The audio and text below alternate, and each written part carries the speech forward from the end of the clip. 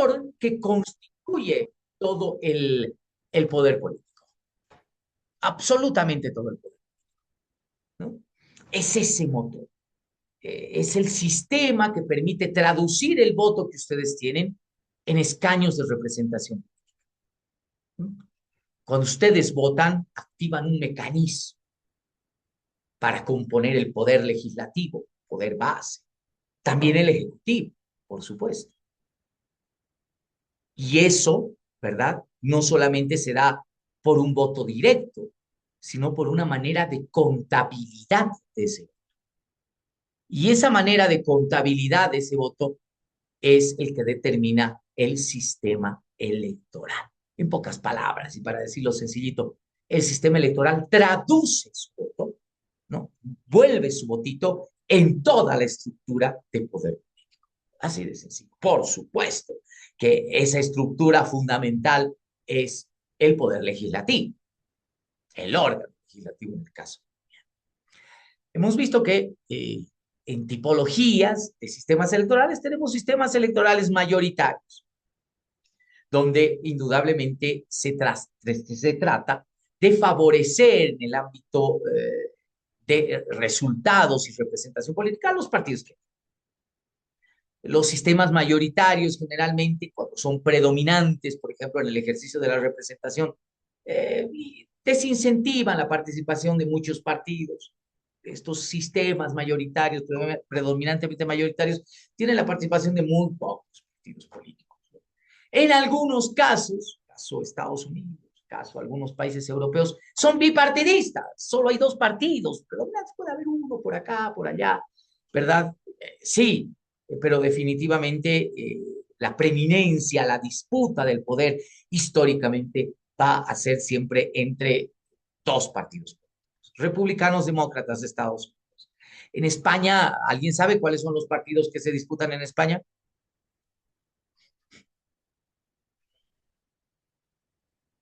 El PSOE es uno de ellos, Partido Social o Socialista Obrero Español, ¿no? Y el otro Vox, es el PP, ¿no? El Vox. PP, el Partido Popular. Ahora tiene usted exacto, el PSOE y el PP. Ahí nos los dice Vanessa Petrosa. Correcto. Ahí tiene usted partidos que aparecen. Apareció Podemos, ¿se acuerdan en su momento? Apareció Ciudadanos, ya desaparecieron. Ahora aparecen otras formaciones. eh, y aparece Vox, ¿no? Que parece ser la revelación, pero que en los hechos el electorado mismo español opta por privilegiar o concentrar el voto en estos dos grandes partidos, ¿no? Ese es un sistema donde la mayoría, indudablemente, es favorecida, recibe todos los escaños. Características, por ejemplo, en un sistema mayoritario, la concentración en los poderes legislativos de pocas fuerzas políticas, la presencia de pocas fuerzas políticas, ¿no? Generalmente dos, en algún caso tres, y excepcionalmente cuatro fuerzas políticas compondrán la estructura de una asamblea legislativa. Por lo tanto, sí hay una eficacia parlamentaria, o sí se debería esperar una eficacia parlamentaria, ¿no? Porque basta que esos dos actores se pongan de acuerdo, dos de tres o dos de cuatro, e indudablemente podrían hacer funcionar una maquinaria de decisiones parlamentarias, o por lo menos no ser obstáculo de decisiones del Ejecutivo en una instancia parlamentaria. Tenemos parlamentos más sólidos, más disciplinados, porque el partido político se convierte en esa instancia de control en el trabajo legislativo. Tenemos partidos políticos además más fuertes, es una característica de un sistema mayor. Pero hemos visto que hay la antítesis de este sistema electoral y es el sistema proporcional. Y el sistema proporcional lo que trata más bien es de reflejar o tratar de convertir al Parlamento en una especie de espejo de la composición de la sociedad.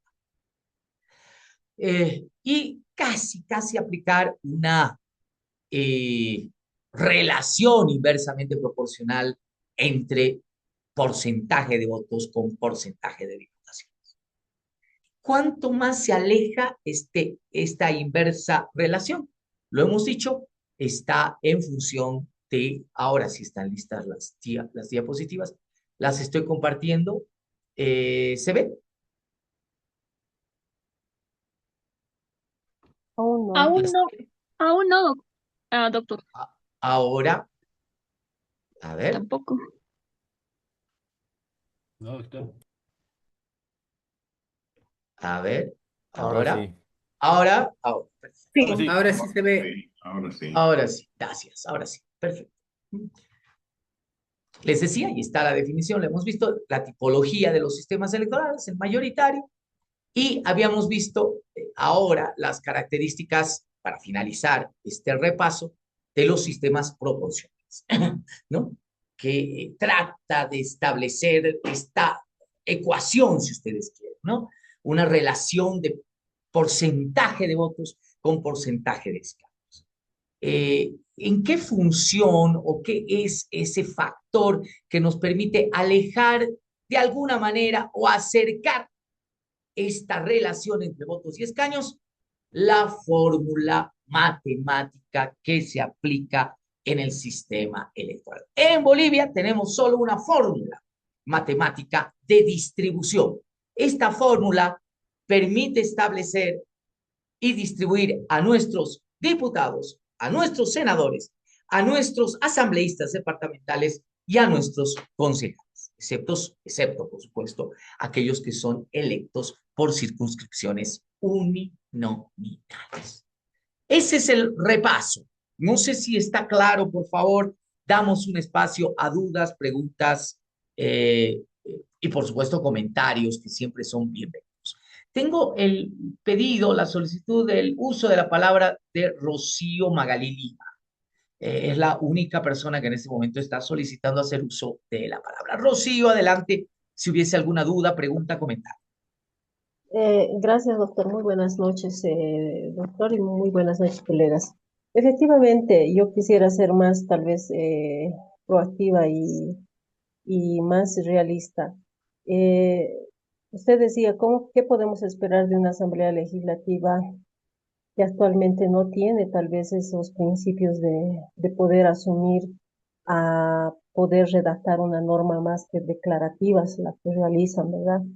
Sin embargo, yo quiero subsumirme a que ya sea un estado presidencialista o el estado de participación en Bolivia que tenemos, es de la proporcionalidad de representación, ya sea pueblos indígenas, organizaciones sociales, representación que estoy describiendo el actual y de las dos últimas gestiones de gobierno, ¿no?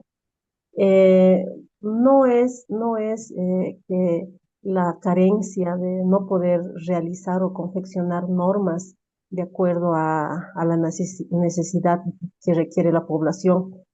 Efectivamente, sí, se ha podido ver de que existen más leyes declarativas. Sin embargo, la crítica no se subsume directamente al legislador, sino también a los técnicos, a los asesores, a la persona que rodea al legislador o a los funcionarios tanto de ambas cámaras, comisiones y comités o brigadas o bancadas, ¿no?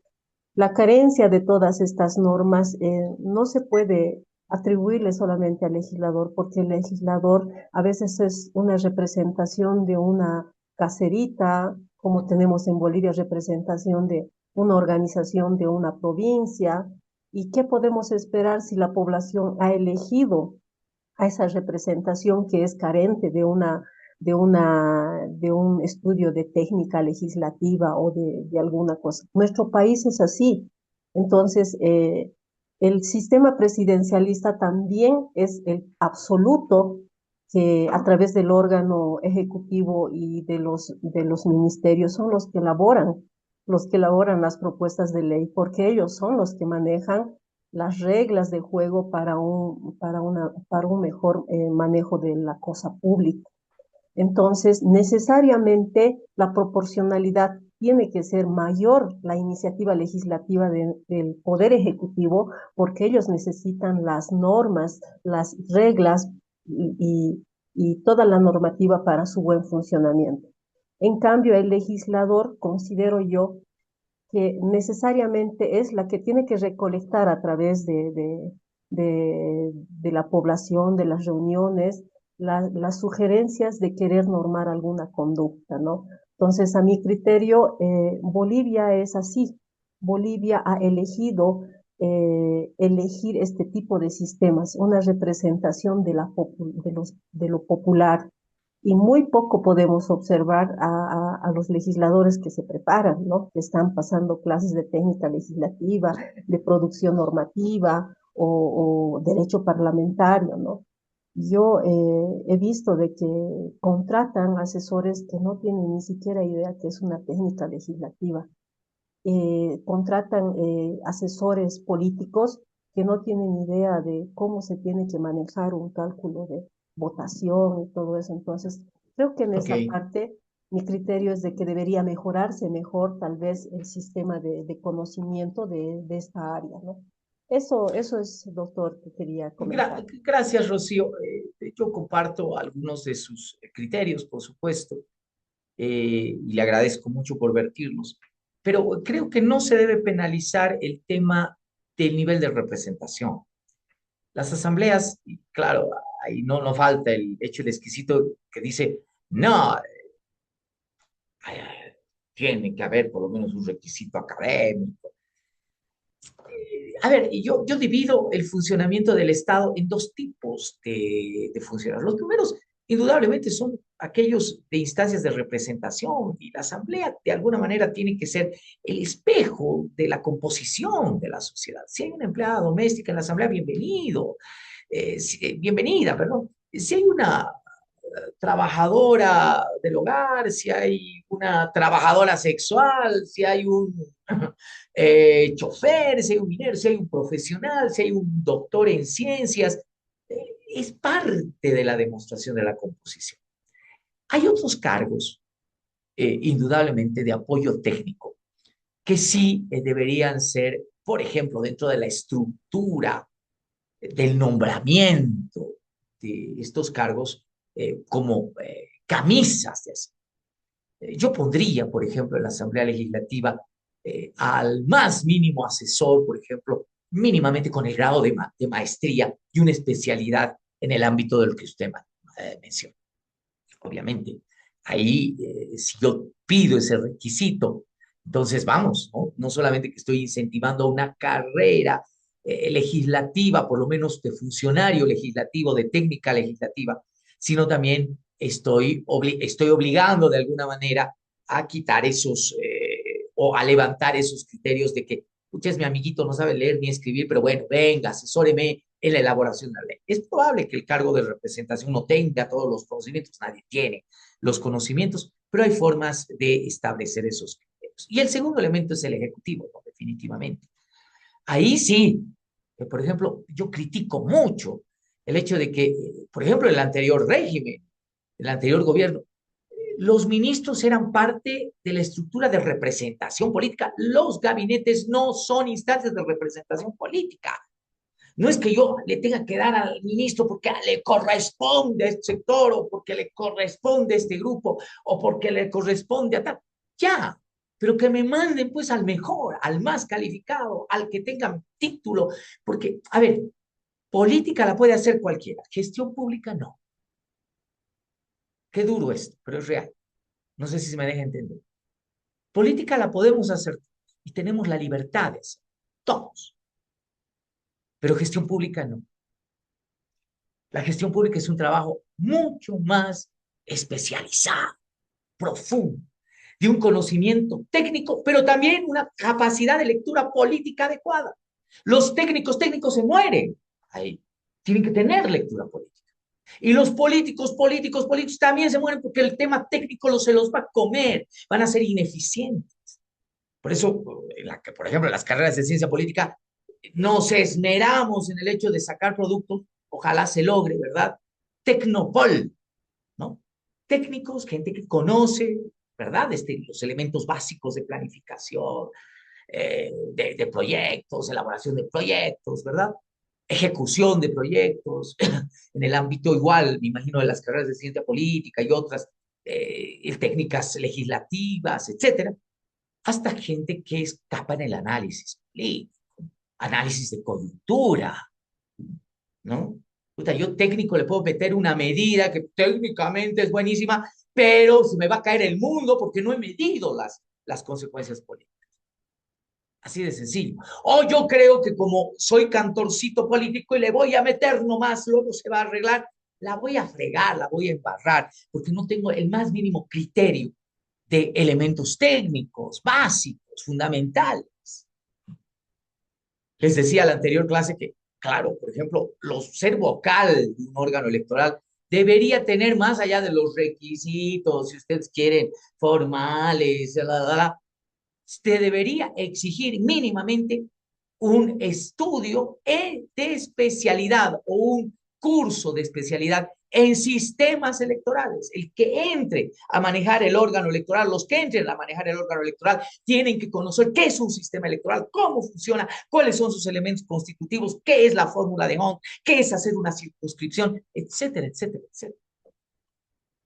¿No? Esos son elementos absolutamente diferenciados. Estoy de acuerdo con usted, Rocío, en varias cosas, pero no penalicemos, más bien reencaucemos el hecho de que los cargos de representación, donde sí todos tienen derecho a acceder, absolutamente todos, puedan ser compensados por estructuras técnicas de apoyo. Y en el otro lado, en el Ejecutivo, por favor, ahí sí se tiene que ser exigente. Yo no puedo dejar de tener mi grupo político de confianza y que sean mis ministros, pero que sean los mejores técnicos, y no estén ahí porque tienen un grado de representación política. Los ejecutivos no son instancias de representación política, son instancias de elaboración y de ejecución de políticas públicas. Y cierro reiterando, aunque parezca muy duro, política podemos hacer cualquiera y todos, si tenemos el derecho de gestión pública, no la puede hacer. Y si la hace cualquiera, se corre el gran riesgo de hacerla mal. Así de sencillo.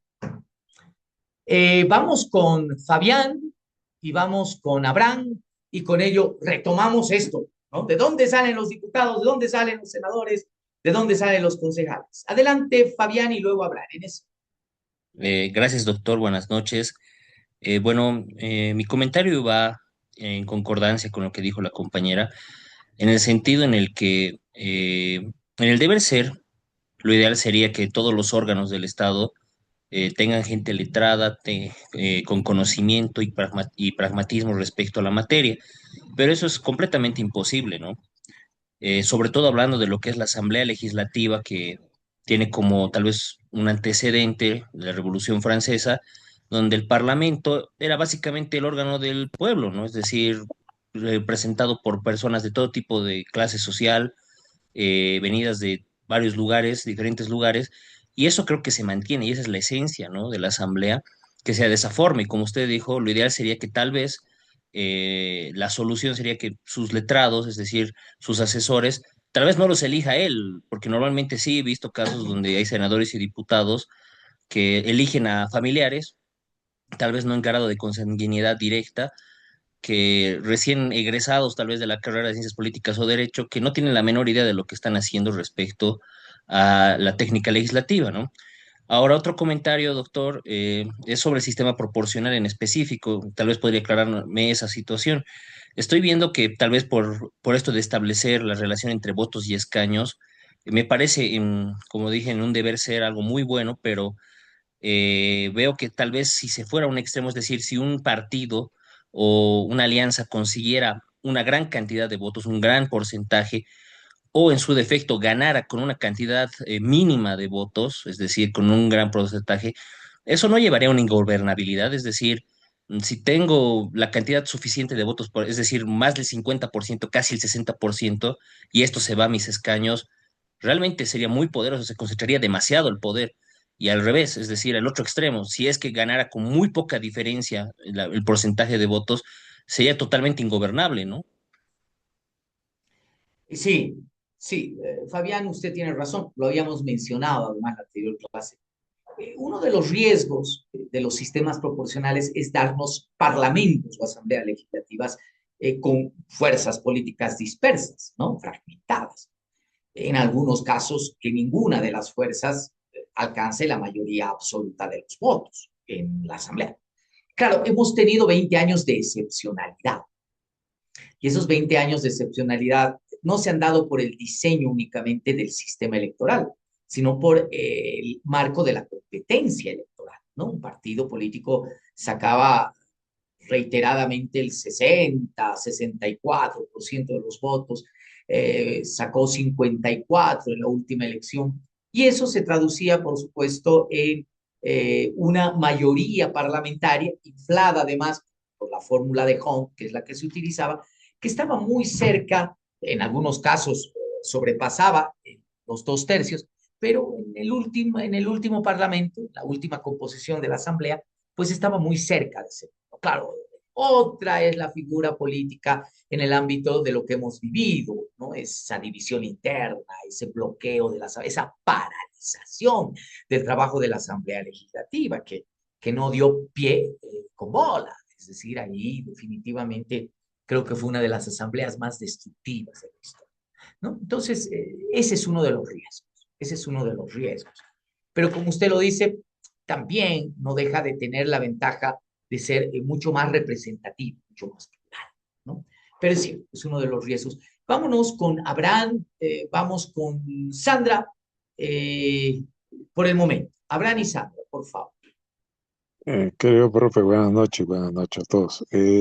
Dos consultas, una consulta y una opinión rápida. La consulta es, si bien el método de está instituido por la 026 con antecedentes Uh -huh. de la anterior ley del 1290 y algo, no me acuerdo, del Exacto. 91, básicamente, porque Se de refiere el alguna forma, compañero, perdón, para todos, la 026 es la ley de régimen electoral. Esa es la ley, exactamente, por si acaso, a eso todos los gracias, profe. compañeros que no se ubican. Gracias. A ver, adelante. No, usted creo, profe. De todas formas, si bien tenemos este método, no sería idea, bueno, sería, la pregunta es, según su criterio, ¿sería mejor utilizar quizás otro método como alternativo como el Webster o Saint-Léger, por ejemplo, que es mucho más proporcional a las minorías que favorecer a las mayorías como el método de Home? Esa es una pregunta. Y la opinión es referida a lo último que estaban comentando los compañeros, que básicamente yo leía quizás en un meme y decía, el primer acto de corrupción es no estar preparado para asumir un cargo público, porque al fin y al cabo lo que se trata es servir también a tu sociedad y servirle de mejor manera.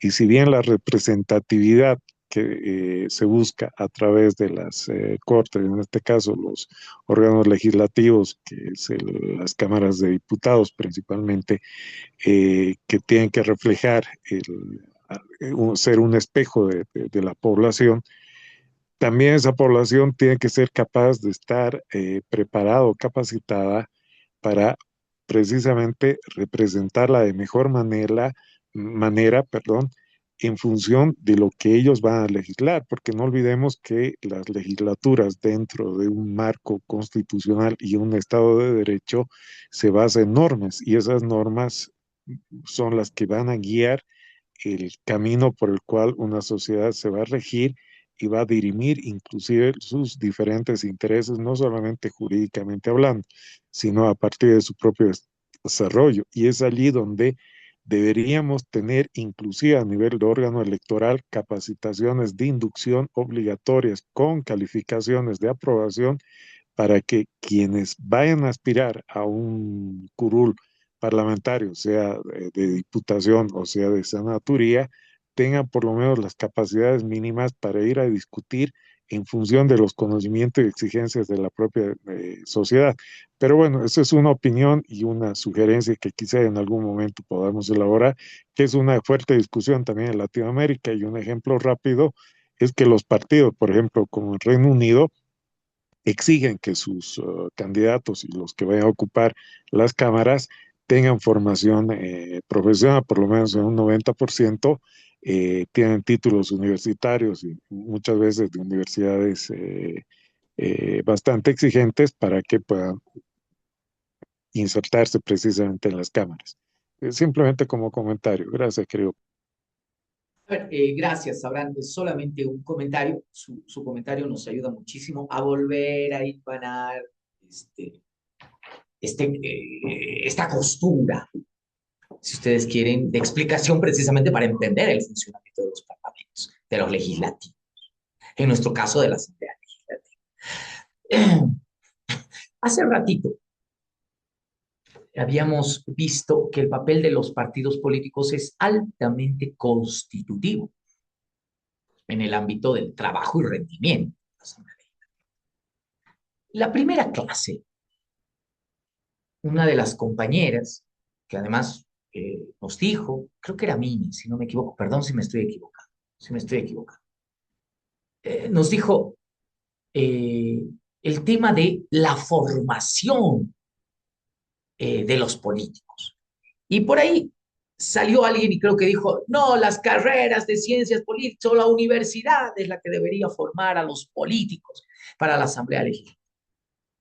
No, las universidades, la carrera de ciencia política forman cientistas políticos. Los políticos, ¿quiénes los forman? ¿Quiénes forman a sus cuadros? Los partidos políticos. Los partidos, claro. Abraham, ¿usted recuerda la anterior ley de partidos políticos, donde existía el financiamiento completo? Ahora es un financiamiento parcial, ¿verdad? El que existe en la ley de organizaciones políticas. Sí. Pero había un acápite exclusivo de la utilización de ese financiamiento. El Estado les daba plata a los partidos políticos, ¿no? Para que exactamente se dediquen a la formación ciudadana, democrática de sus militantes. ¿Quiénes tienen que hacer el curso de inducción? ¿Quiénes tienen que presentar los mejores cuadros? Gente preparada para el Parlamento. No importa su origen, El partido. importa, ¿verdad? El partido. Lo que pasa es, y este es un concepto esencialmente erróneo, y gracias por hacerlo notar, esperamos de repente que los partidos, ¿verdad? Como son partidos de emergencia, aparecen 6 o 7 meses antes de un proceso electoral, desempolvan su personería jurídica, ¿verdad? El papelito y lo sopla y dicen, hola, aquí estoy listo para participar en el proceso electoral, ¿qué les parece? Un poco como el entierro del pepino y el desentierro del pepino, ¿verdad? En carnavales exactamente igual. Entonces el partido político aparece, hola, hello, ¿cómo están? A ver, ¿quiénes quieren ser candidatos? ¿Quiénes van por acá?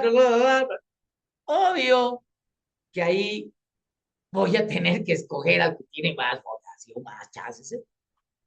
Cuando si yo tuviese un trabajo institucional de los partidos, yo estaría formando los cuadros. Tendría mi cuadro ahí de representación en pueblos indígenas, en las provincias, tendría profesionales, tendría jóvenes, tendría mujeres de toda diversidad de procedencia, preparados como cuadros políticos, donde no solo sepan estos temas de inducción en técnicas legislativas, ni mucho menos, sino sepan el desarrollo político. Y eso podría, por ejemplo, quitarnos de una sorpresa para muchos, muchas, que realmente se van al ejercicio parlamentario y dicen, no, yo tengo conocimiento o no tengo conocimiento, y caen exactamente en, no, pues, había sido distinto, ¿no? O con guitarra es otra cosa. Un partido político no puede tener cuadros que lleve al Parlamento que se sorprendan. Miren, no, ya tiene que haber esos cuadros mismos, ya deberían estar trabajando en la asamblea de asesores, ¿verdad? Ese es un partido. Ese es un partido institucionalista, ¿verdad? Es eso. A ver, dígame, ¿quién en los partidos institucionalizados en el mundo va a estar pidiendo reelección 4, 8 veces? Porque no hay más atrás de... No, ya tiene usted cuadros formados, ya tiene quién lo va a reemplazar inmediatamente. Por eso en Bolivia los partos generacionales son durísimos. Son durísimos, estimado Abraham. Para sacar las élites viejas que además se enquistan, se endiosan, ¿verdad? De repente ya lo sacas y ya, ¡cau! Y no hay, ¿verdad? Ven, ven, no. Ya deben estar ahí, preparados, hachas, listos. Aquí está. Ya tenemos el conocimiento político y técnico. Y esa es responsabilidad de los partidos políticos. Pero bueno, para que veamos cómo anda el tema y cómo incide el partido político en el rendimiento parlamentario. Entonces, yo armo Frankenstein, se ve. Pero además, y eso lo vamos a ver al final, tengo un órgano electoral absolutamente permisivo. Estos últimos dos órganos electorales se han dedicado a la chacota. Esperemos que este órgano electoral asuma y se ponga los pantalones.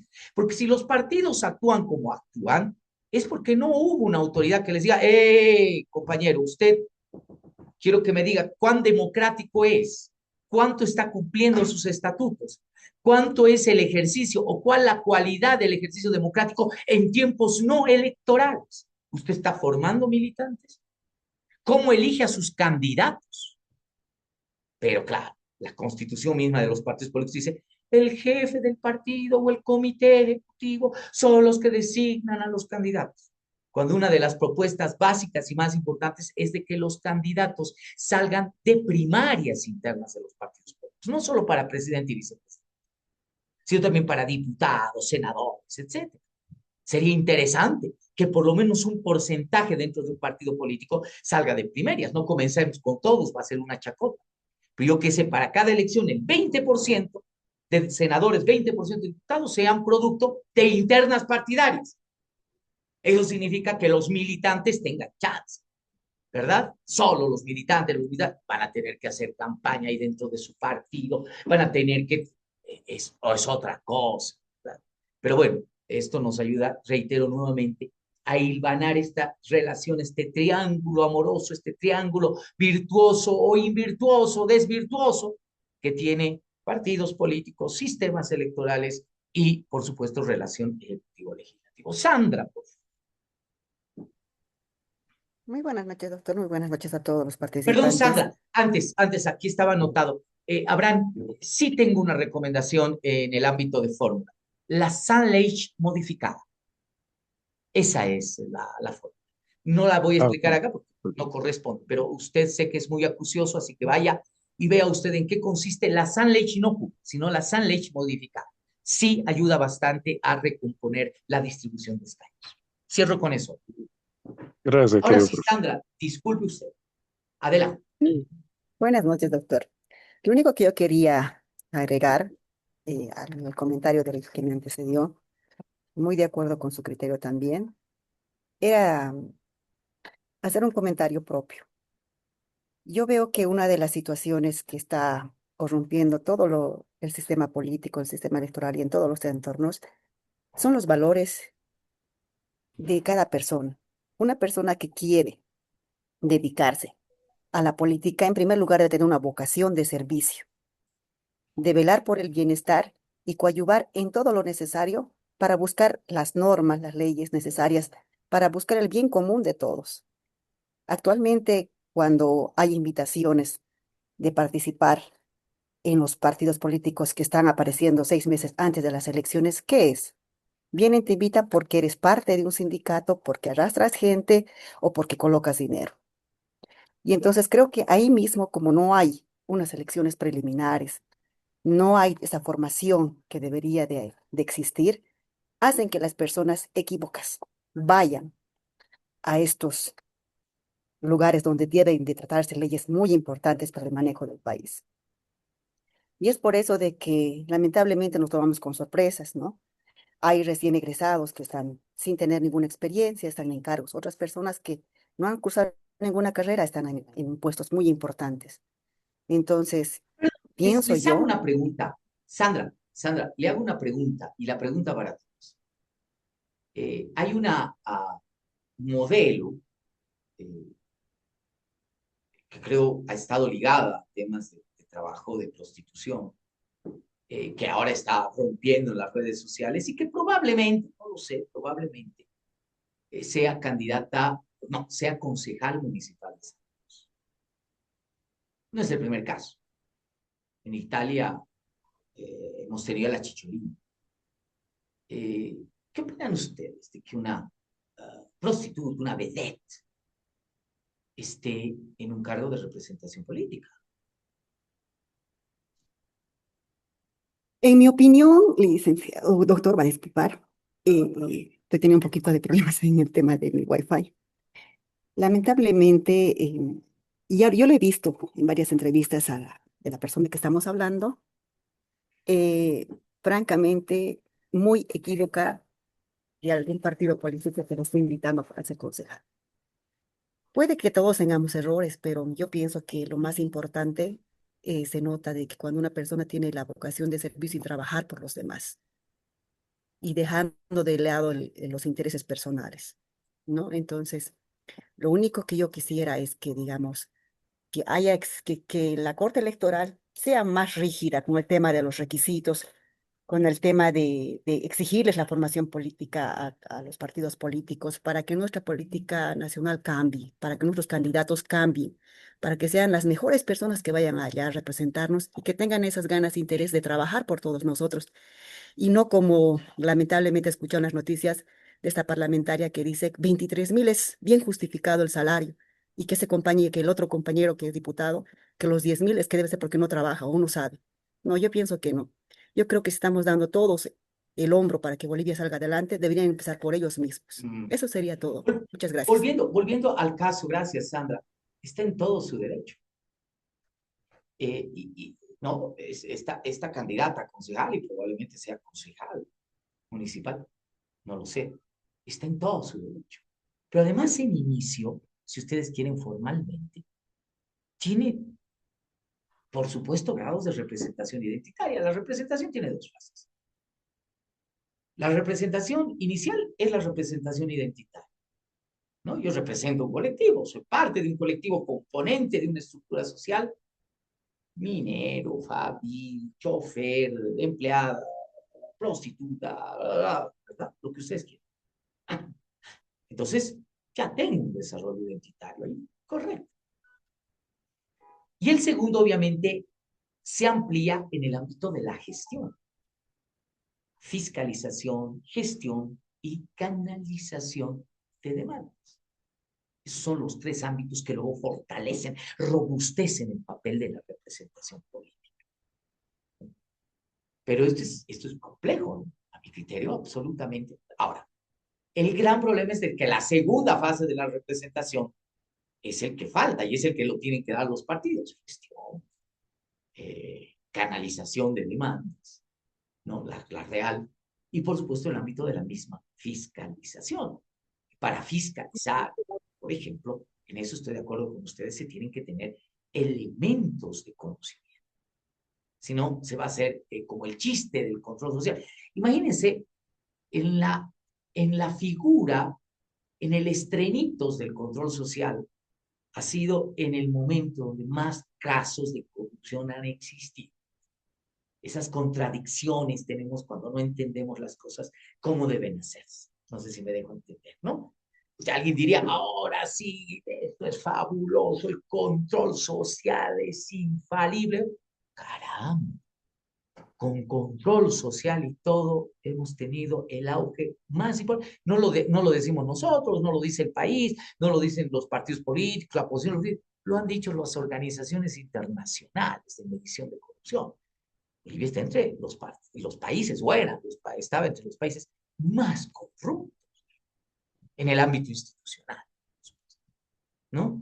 Entonces, se pueden hacer leyes, esa es otra de las características, ¿no? Queremos solucionar todo por ley.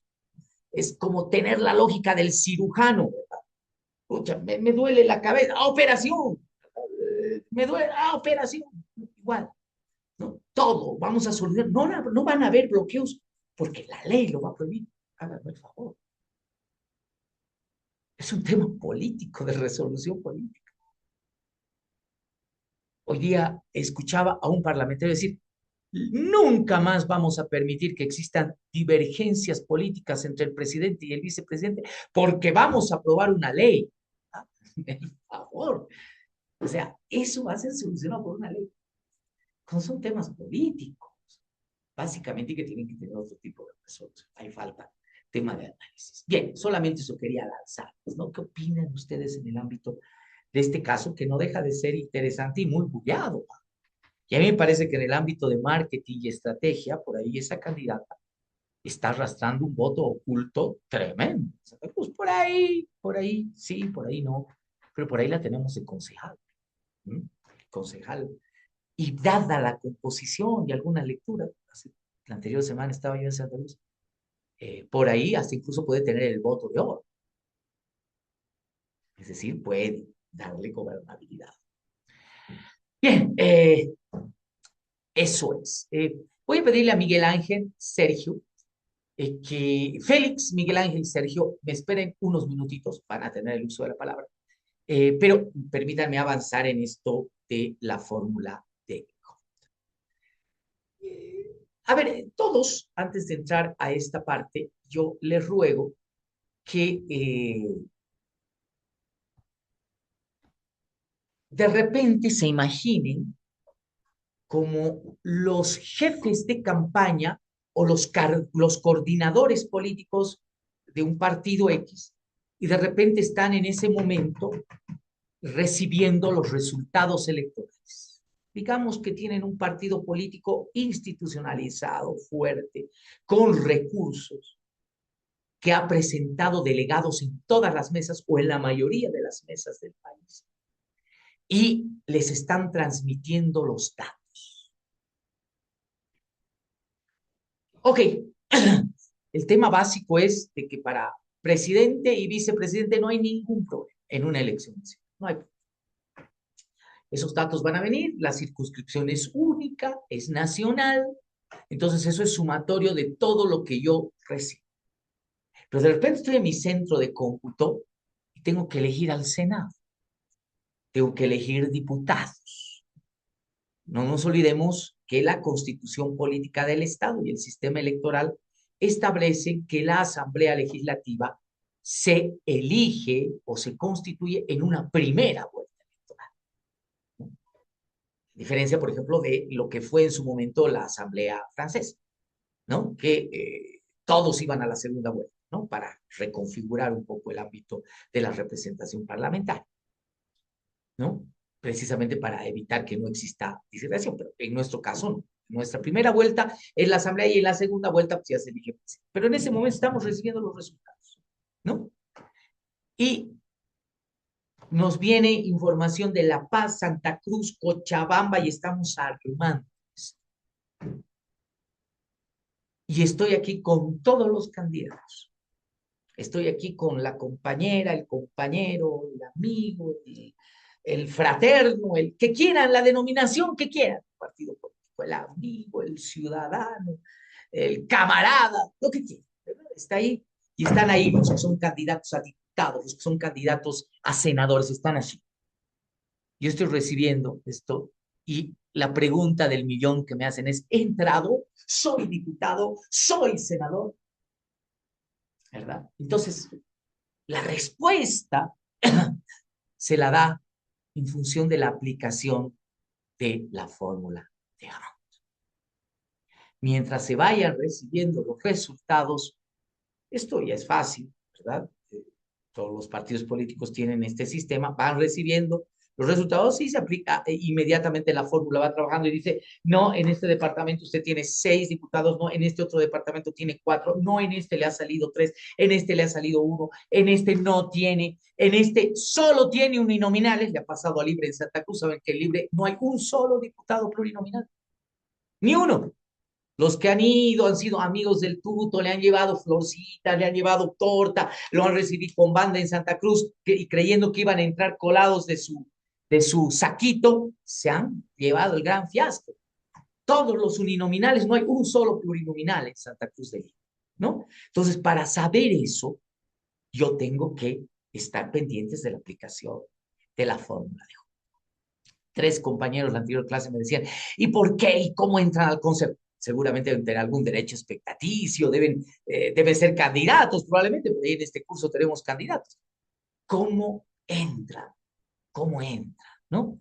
Y la respuesta la tiene la aplicación de la fórmula de Hont. La fórmula de Hont la vamos a ver primero así teóricamente, luego tenemos un cuadrito de aplicación.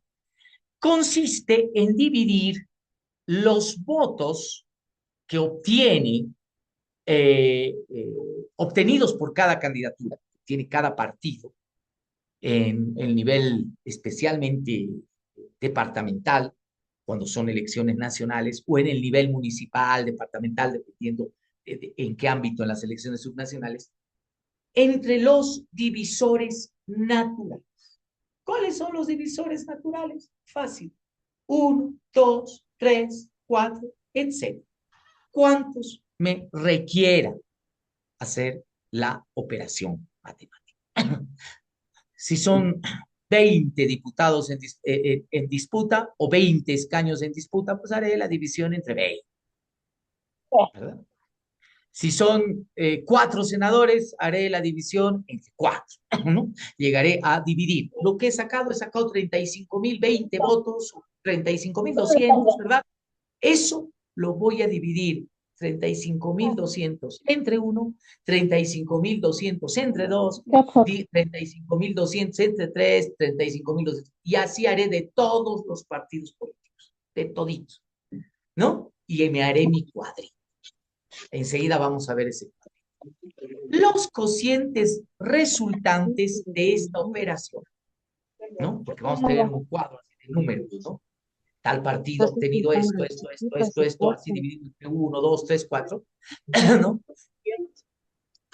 Se escogen en estricto orden descendente, es decir, de mayor a menor, la asignación de escaños. Si yo tengo 4 escaños, que es el caso del Senado para asignar, los 4 cocientes más altos de ese cuadro en general, esos son los senadores. ¿Verdad? Es eso. Esto parece medio chino mandarín, pero ahora lo vamos a ver con el eje, ¿no? Aquí está. Vamos a proponer un ejemplo que podría aplicarse a elección de senadores por departamento. Supongamos que en una circunscripción, no suponemos, es real, se distribuyen 4 escaños de representación proporcional y que son 4 los partidos competidores, ¿no? O sea, solamente 4 han ido a participar a la elección. No han ido 10, 8, 9 o 20, ¿no? Solamente han ido 4 a competir.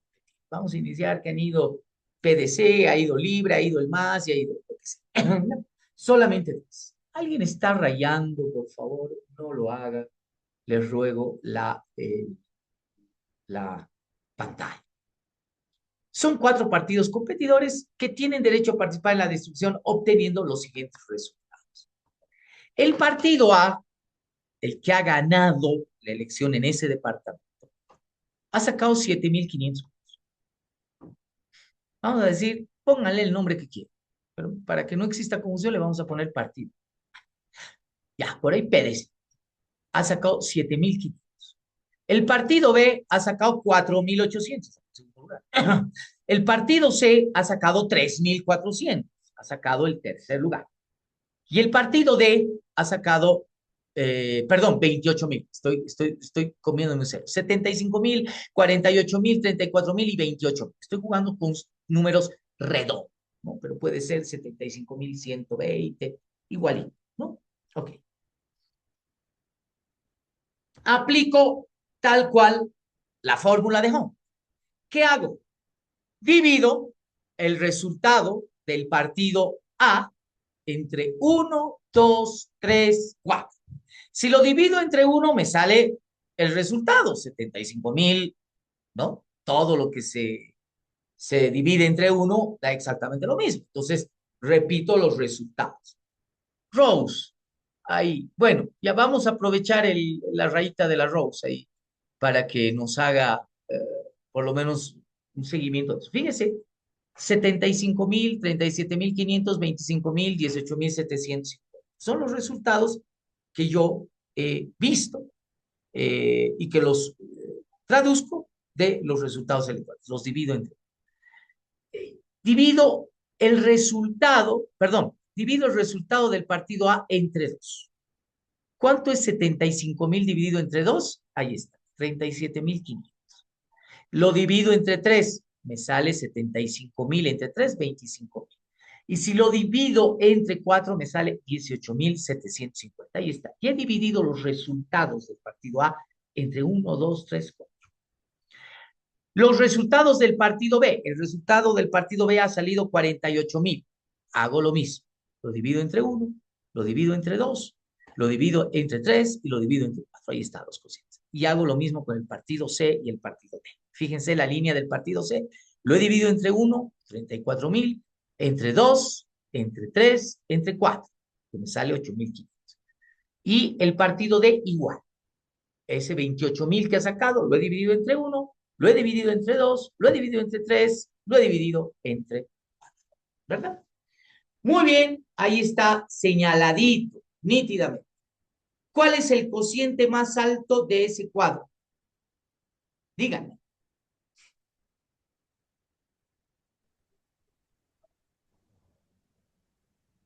¿Cuál es el cociente más alto de ese cuadro? El del partido A. Exacto. ¿Cuál? 75,000. 75. Entonces, tararán, tararán, el primer senador que tiene este departamento corresponderá al partido A. Listo. Por lo tanto, si ese partido, ¿verdad? Ya tenía calculado más o menos cuánto iba a salir, iba a poner al mejor chango ahí o a la mejor dama en el ámbito de decir, este es de confianza. Eso se llama franja de seguridad. El partido A ha sacado un senador, el primer senador. ¿Cuál es el cociente que le sigue a 75,000? Partido B. Exacto. Es el número 2, que es 48,000. Fíjense, entre todas las operaciones. Entonces, el partido B ha obtenido, ¿qué? El segundo senador por el departamento. Ese es el partido A. El partido A es el PDC, el partido B es LINE. Ahí está.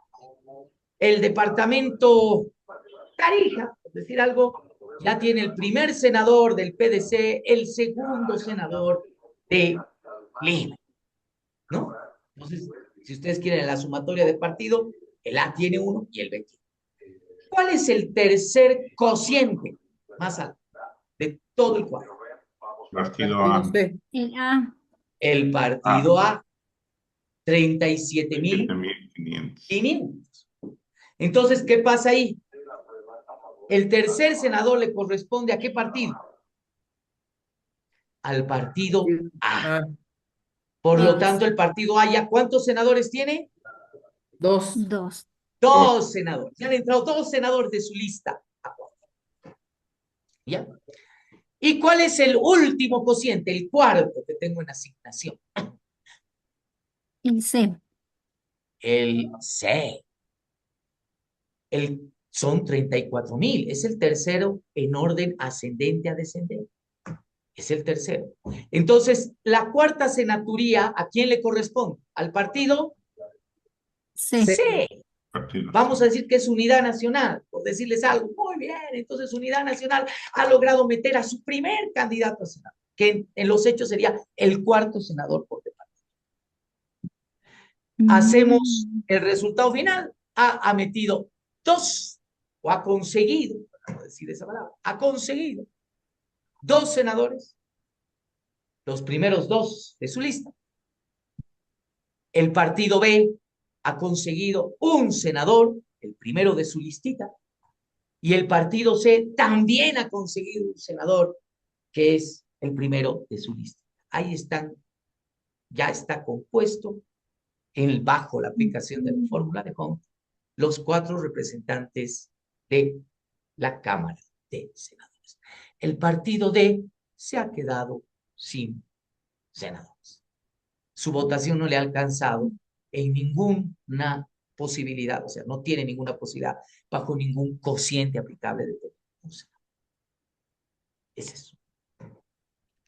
Esto aplíquenlo a consejos municipales, aplíquenlo a asambleas legislativas, cámaras de diputados, y aplíquenlo a las asambleas legislativas departamentales.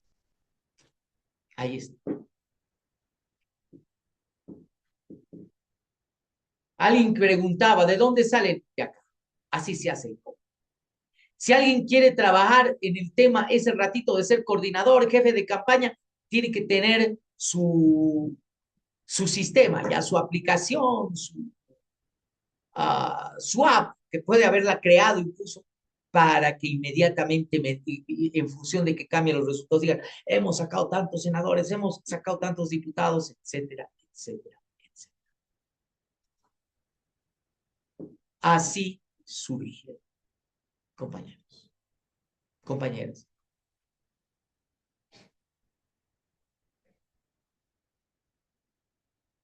¿Se entiende?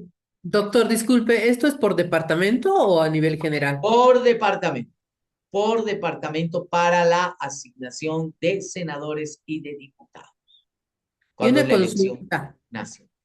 Cuando Marinkovic habla de bueno, haber comprado él la senaturía, ¿eso no es corrupción?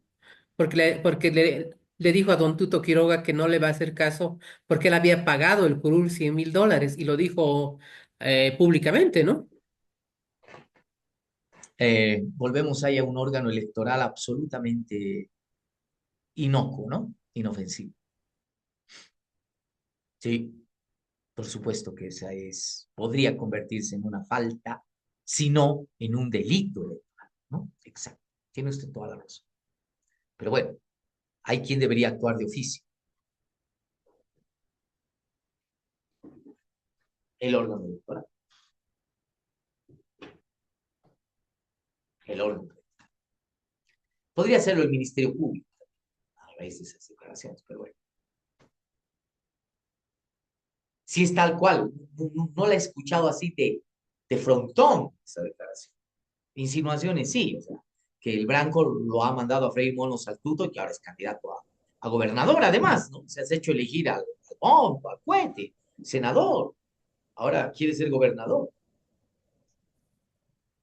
Él le dijo muy clarito que no le iba a hacer caso para nada porque él había comprado su curul y le costó $100,000. Eso fue lo que le dijo.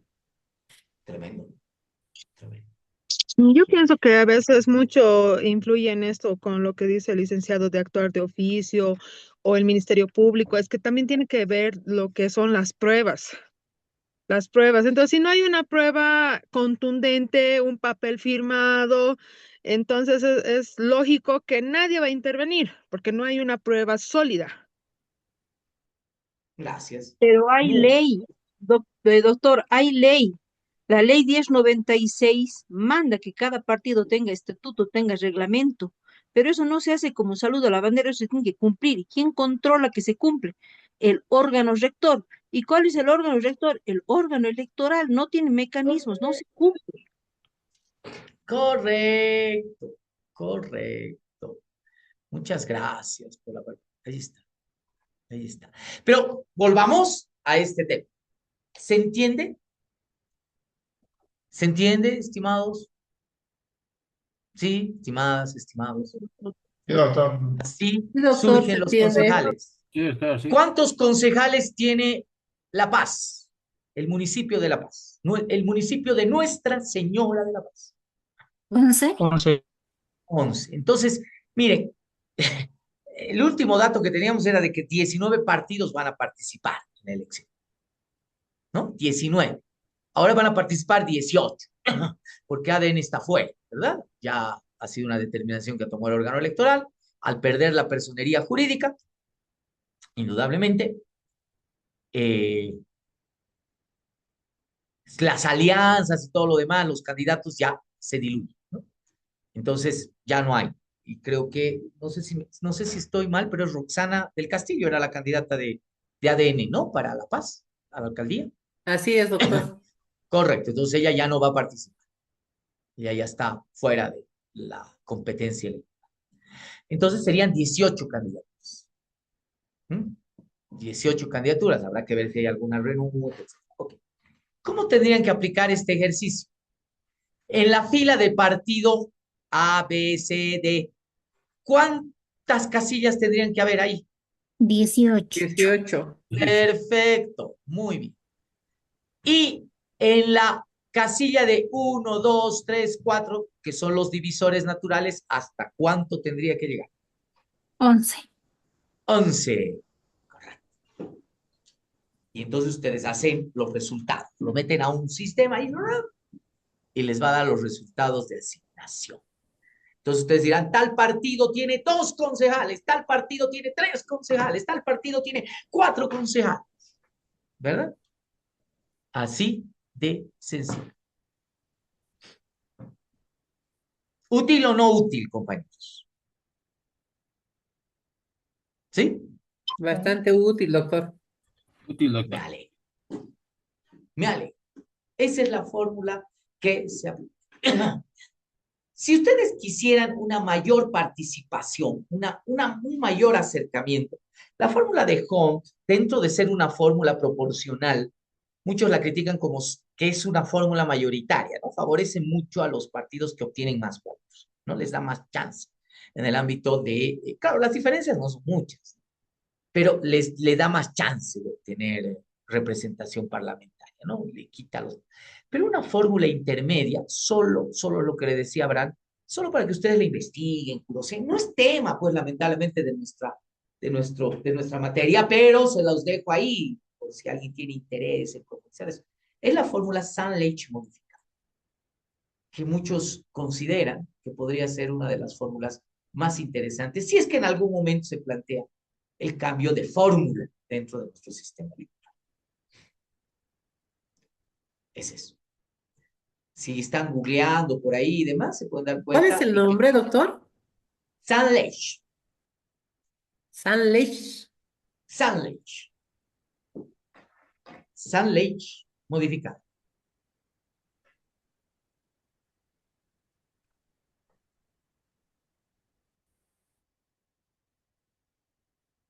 Eso es. Pueden ustedes... A ver, se escribe S-A-I-N-T-E, Saint. Una vez más, S-A-I-N-T. Le ponen guión y es L-A-G con U y E. ¿Quiénes la han encontrado? Sainte Lague. Sainte Lague. No la pura, la modifica. ¿Alguien la ha encontrado? ¿En cuánto se divide esa forma? 1.4. Exacto. Hagan el ejercicio con esta misma fórmula y va a dar alguna pequeña modificación. ¿Y por qué considera que es mejor esta fórmula? Es un poco más equitativa, acerca un poquitito más aquella fórmula de porcentaje de votos con porcentaje de así. Esto, por supuesto, se ve en escenarios más grandes, o sea, a lo que voy es a la elección de diputados, senadores, ¿no? En cuerpos legislativos más grandes. Aquí no va a haber diferencia. Si ustedes aplican, probablemente les dé el mismo resultado o algún resultado muy parecido, ¿no? Porque es un espectro muy chiquito. Es eso. Ahí está, se los dejo para investigación. Los estoy provocando a que investiguen. Abraham, usted ya ha hecho la tarea, la ha encontrado. Sí, porque de hecho favorece más a la mayoría cuando son varios partidos. Cuando hay, Exacto. digamos, 10 partidos, 15 Claro, cuando partidos, ya tenemos, 18 partidos, las exacto, y minorías tenemos sacan. escaños. Sí, Cuando sí, tenemos sí. más partidos y más escaños en disputa. En este ejercicio no aplica mucho, ¿no? Sí, es parecido. Va a salir parecido. Exactamente, muy parecido. Es eso. Cuando tenemos, dividimos esto más grandes, es mucho más interesante. Ok, ya está. Compañeros, están listos, ya son unas hachas. Ahora ya saben de dónde salen los diputados, de dónde salen los concejales, de dónde salen los... Preguntas. Ahora sí nos vamos a las preguntas. Tenemos preguntas de Félix, teníamos preguntas de Sergio, teníamos preguntas de Miguel Ángel Enesio. Adelante.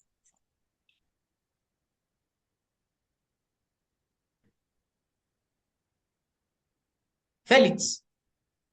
Félix Terán. No, creo que Félix nos abandonó. Sergio Terrazas. Licenciado, ¿cómo está? Un gusto, buenas noches. ¿Cómo Buenas está noches usted? igual a los compañeros. Bueno, yo mi participación la quiero dividir en dos partes.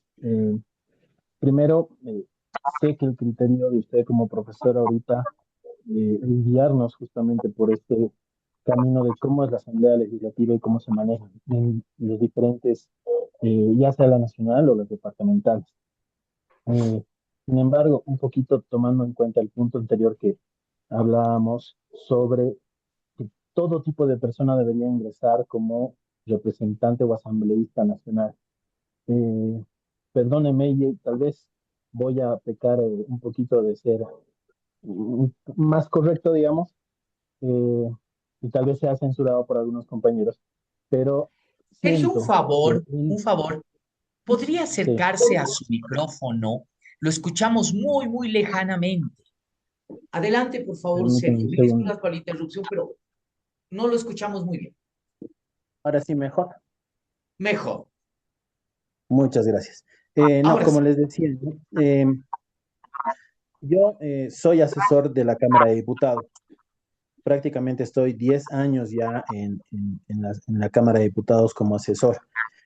Tengo la experiencia de que cuando ingresan diputados que no tienen ni siquiera el criterio de bajo qué reglamento se maneja la Cámara de Diputados, es muy, muy difícil trabajar. Entonces, creo que por esa parte de tal vez como requisito para los asambleístas, debería ser mínimamente conocer eh, el reglamento a la Cámara en la que se está dirigiendo. Existe el reglamento de la Cámara de Senadores, el reglamento de la Cámara de Diputados, pero el asambleísta o el candidato debería mínimamente conocer el reglamento al que está ingresando. Pasa que en esta legislatura tenemos, no es por menospreciar, tenemos personas que son muy jóvenes, prácticamente bachilleres, que ahora son asambleístas, pero no saben para qué funciona la Asamblea Legislativa o qué se hace, ¿no? Si bien tenemos asesores que podemos, que pueden guiar, lastimosamente estos diputados que justamente son nuevos y por devolver los favores políticos de campaña, ponen a asesores que tampoco saben dónde están parados, ¿no? Entonces ahí me ponía en un 50-50 con usted, porque sí, de hecho, los asesores deben ser personas profesionales que tengan la experiencia basta para guiar a los diputados, pero los diputados no pueden ser personas que no sepan mínimamente el reglamento de la Cámara de Diputados o de Senadores o del Consejo o de la Asamblea Departamental, ¿no? Creo que por ese lado deberían ser personas que tengan mínimamente ese conocimiento y debería ser un requisito sine qua non para que estos candidatos puedan ejercer estos cargos electos. Por otro Sergio, lado, una y ya consulta. sí, Perdón, Sergio, sobre el punto. Quisiera hacerle una pregunta. A ver, está bien, comparto con usted el tema, pero el tema también recae mucho en el tema de la asesoría, ¿no? ¿Qué ha pasado con los secretarios técnicos, Sergio? Le comento esto porque, mire, cómo pasa el tiempo. Yo hace 20 años dejé de trabajar en la Asamblea, el Congreso, no Asamblea en ese entonces. Yo era secretario técnico, elegido por Pronagov, era institucionalizado. Pero bueno, ¿no? El régimen se encargó de deshacer eso. ¿Qué ha pasado con la figura del secretario técnico? Y ahora, ¿cómo se concibe ese papel del secretario técnico? ahora lastimosamente ya no es figura, está totalmente desfigurado. Lastimosamente tengo que decir que hay muchas comisiones que no cuentan con secretarios técnicos que tengan por lo menos el conocimiento del reglamento de la Cámara a la que pertenece. Existen comisiones donde sí existen personal de secretarios técnicos que sí son profesionales y realmente tienen un conocimiento vasto de cómo se maneja. Pero lastimosamente ahora el presidente de comisión escoge el secretario técnico en el que va, se va a apoyar en la comisión y no tiene la característica suficiente de conocimiento para poder abordar el grado de responsabilidad que tiene una comisión, ¿no? Porque tenemos que aclarar que en las comisiones se tratan minutas de comunicación, proyectos de ley, homenajes camarales, denuncias, o sea, es vasto el análisis que se realiza, pero lastimosamente en muchas comisiones existen personas que no tienen el conocimiento suficiente para poder llevar a cabo por lo menos una sesión. Y es muy, muy complicado. ¿Sabes, Sergio? A ver, compañeros, para todos ustedes, la figura del secretario técnico en el momento de los 90, especialmente, inicios del 2000, fue una figura muy importante en el ámbito del logro del proceso de institucionalización del trabajo legislativo. La discusión era la misma, es decir, qué tipo de asesores vamos a tener en la Asamblea. El papel político siempre ha sido el papel político, pero el papel político muchas veces iba en contra del trabajo legislativo, en el ámbito de lo que menciona Sergio exactamente, la falta de conocimiento mínimo en técnica legislativa, en el desarrollo, trabajo de comisión. Entonces, había una figura inamovible.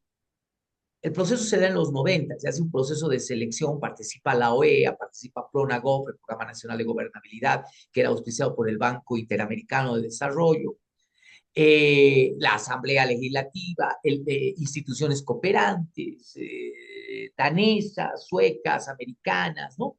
Y se hace una convocatoria y se elige al secretario técnico con la misión de que el secretario técnico sobreviva, perviva, no solamente en el ámbito de los cambios de presidentes, ¿no? Incluso legislaturas. Se les llamó, primera responsabilidad del secretario técnico era la memoria institucional. El diputado se iba, cambiaba, ya no era presidente de la comisión, ¿verdad? ¿Qué pasa? Se lleva a sus asesores, se llevaba esto y la comisión prácticamente tenía que comenzar de cero. No, había ahí alguien que decía un rato, yo soy custodio de la documentación, yo soy custodio de lo demás, puede venir otro diputado de otro partido y demás. El trabajo de la comisión no se va a entorpecer porque estoy ahí yo como memoria institucional. El segundo elemento del secretario técnico es prácticamente el ente operativo de las sesiones y del trabajo de la comisión. Era como una especie de jefatura de las asesorías políticas que podía llevar el senador Bolívar. ¿Verdad? Es decir, el secretario técnico decía, es el trabajo, es lo que hay que hacer. Estamos tratando este proyecto de ley, estas son las fases, estos son los procedimientos, ¿verdad? Etcétera, ¿no?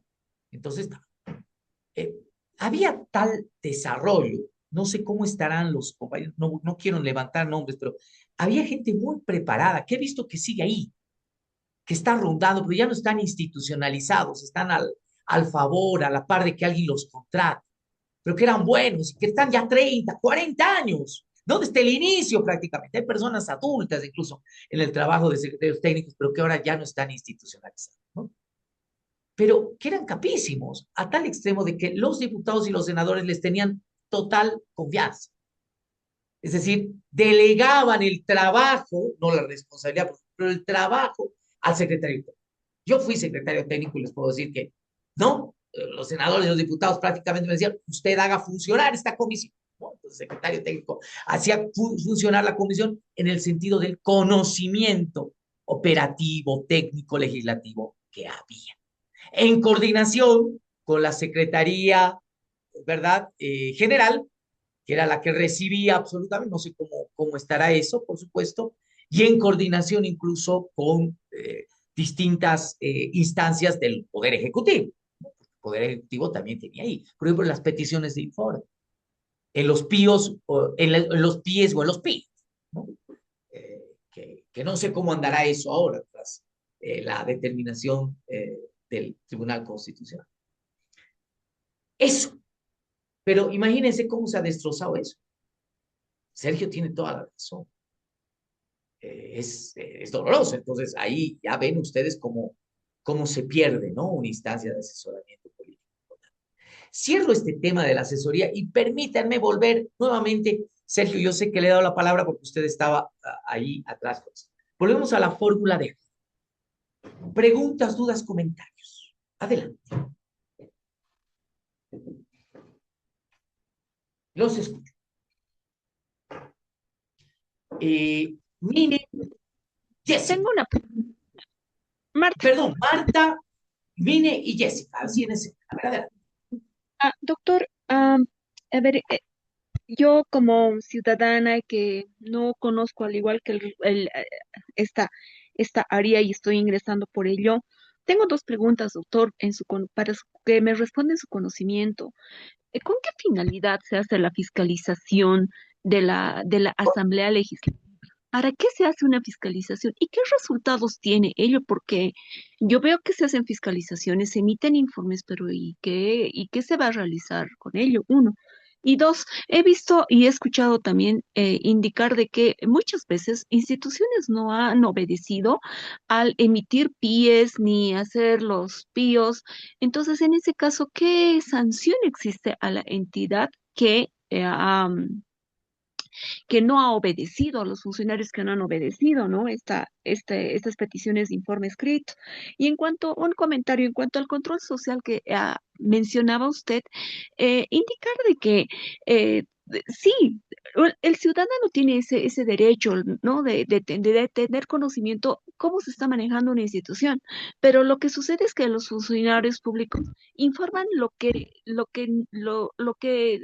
ellos conocen, es decir, pueden informar hasta falsamente lo que está ocurriendo, porque ya los ciudadanos en sí, como individualmente, no tienen un acceso a la información, es decir, les vale nada, no les importa difundir o transmitir qué está ocurriendo en la institución. Y se ha podido observar eso, doctor. No es que el ciudadano prácticamente es engañado, doctor, porque informan lo que quieren cada institución. Eso es todo, doctor. Y esas dos preguntitas, por favor. Mil gracias. Gracias a usted, porque sus preguntas refuerzan cómo en el tiempo se ha disminuido el papel legislativo. En las buenas épocas, ¿quiénes eran cabeza del Ministerio Público en alguna investigación? ¿Alguien sabe?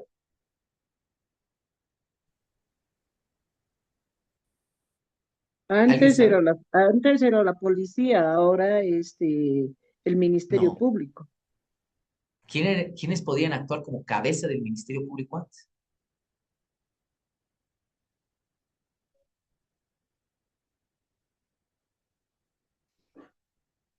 Las comisiones legislativas. ¡Guau! ¡Guau! Ahí está la respuesta. Ahora ya no, se ha borrado eso, se ha quitado eso. El Ministerio Público hace su trabajo y las comisiones legislativas tienen su trabajo. Pero antes eran cabeza del Ministerio o podían actuar de cabeza del Ministerio. Es decir, podían llevar adelante investigaciones y establecer en los resultados de sus investigaciones el inicio de procesos judiciales. Por eso, ustedes deben recordar, antes era tremendo el tema de para narcovínculos, para esto, para el otro, para tal, para las comisiones parlamentarias. Entonces, vaya, había temor, ¿no? En el ámbito de que una comisión a uno lo fiscalice, porque esa comisión podía iniciarle un proceso. Así de sencillo. Revise. Gran tarea. Claro, se le ha quitado eso. Entonces, la pregunta de su compañera es perfecta. Hoy día, ese papel de fiscalización es, ¿no? Hacerle un rasguño. Otra de las cosas, mire, fíjese que ha vuelto a la Asamblea don Juan del Granado, que en su momento, hace más de 20 años, era diputado. Eran las prerrogativas de presencia, de observación y de fiscalización in situ que tienen los diputados y senadores. ¿No? Claro, esto también corresponde un poco a la actitud. A ver, que a mí no me dejen entrar a una institución pública, háganme el favor, siendo diputado, siendo senador. Tengo todas las prerrogativas de hacerlo. Nadie me puede impedir. Pero poco a poco se ha ido cercenando con recovecos esa facultad. Hoy día es más, creo que hay una señora que tiene un programa y demás, tiene más acceso y más entrada que un propio senador y diputado. Hasta los obliga a dar información. Ahí los elementos de fiscalización se quedan así chiquititos, ¿verdad? Yo me acuerdo, don Juan, vuelvo a este caso, nada. Que usted no puede entrar aquí, que es un juzgado, ¡pum! Una patada y entraba, ¿no? De aquí quiero ver. ¿Dónde está? Muéstreme. Bueno, facultad de fiscalización, de observación. Entonces, eso demuestra de alguna manera, más allá de la actitud, ¿no? El tema de cómo se ha disuelto, cómo se ha vuelto lax el papel, incluso dentro de los checks and balances institucionales que tiene la Asamblea Legislativa y el rol del diputado. Eso es algo tremendo. Yo he conocido el caso. Gente mayor aquí, pues yo sé que la mayoría es joven. ¿Se acuerdan del caso Huanchaca? ¿Alguien puede referir ese caso?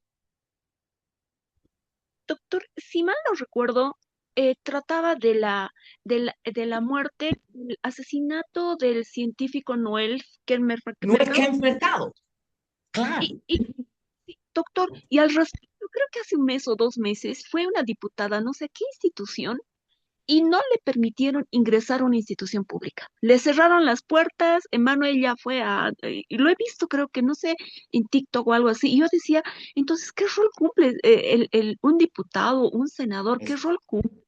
Porque si a ella le han cerrado las puertas en la nariz, le han dicho que no podía entrar. Eso ocurre, doctor, ahora. Claro. Imagínense usted que antes, ¿verdad?, podía actuar como cabeza del Ministerio Público, una comisión parlamentaria. No recuerdo el nombre del diputado, a ver si alguien googlea ahí me puede ayudar. Pero lo asesinaron. Los diputados antes se metían y tenían todas las prerrogativas de meterse a buscar tanta información que lo asesinaron. ¿Alguien me puede repetir, alguien me puede dar el nombre de este diputado? Ahorita, no, mi memoria es ingrata. Un asesinato en Santa Cruz al diputado. Porque obviamente Edmundo Salazar, disculpe, no sería Edmundo Salazar, lo googleé. Y no sé si es Edmundo Salazar, a ver, tal vez, ¿no? Googleé, ¿no? El caso Huachica. Claro. Esa comisión podía haber llegado realmente a universidad. Al final creo que esa comisión no llegó a profundizar, ¿cierto? Pero antes iba todo comisiones. Las comisiones parlamentarias eran de temor, no solo por la información, sino por las decisiones que tomaban. ¿Sí? Las comisiones parlamentarias estaban facultadas para iniciar procesos. Así de sencillo. O para sugerir iniciar procesos. No, eso es lo correcto. Bien. Vámonos con Mine y Jessica, por favor. ¿Sí? ¿Alguien susurraba? Sí, mil Mine y disculpas Jessica. que vuelva a hablar un poquito, pero creo que lastimosamente es por la Constitución. La Constitución antigua, antes del 2009, daba las prerrogativas a la Asamblea, en ese momento, a la Asamblea Legislativa, al Congreso Legislativo, de poder tener una máxima autoridad por encima de otros.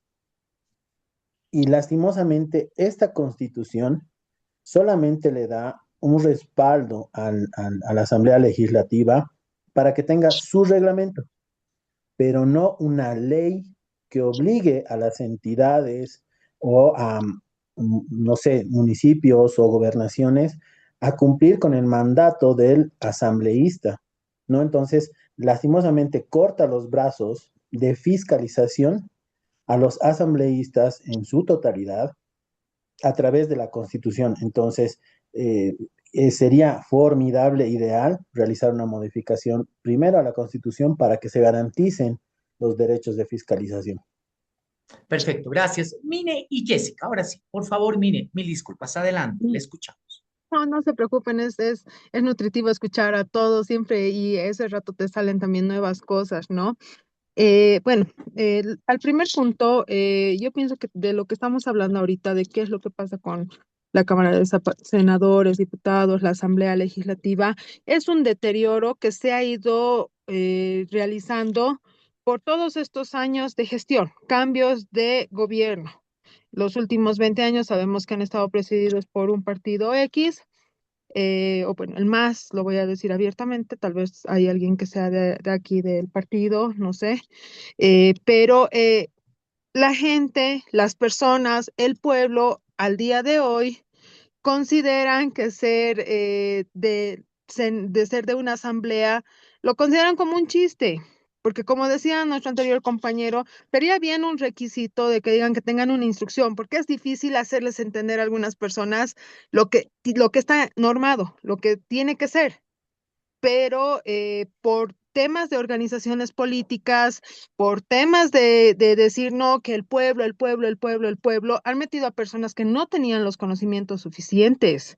Y nuevamente yo digo, siempre voy a decir, hay normativas y también la Constitución ha salido bajo una presión social. Alguien les decía, ustedes pongan esto y a las rápidas decían, sí, aprueban, aprueban, aprueban y aprobaban, ya sea la Constitución, la 348, otras normativas que han salido bajo presión social. Es por eso que hay muchas contradicciones. Ese es el tema del deterioro de lo que es visto, lo que es un asambleísta, o sea, una persona parte de lo que es la asamblea. En segundo punto, cuando realizaba al principio y decía de lo que es el ejecutivo, el legislativo y los recursos, todo, yo me acuerdo hace unos 9 años atrás, tenía una persona que estaba de asesor jurídico de una diputada y me comentaba él que por no ser del MAS, precisamente, les recortaban y les fiscalizaban todo.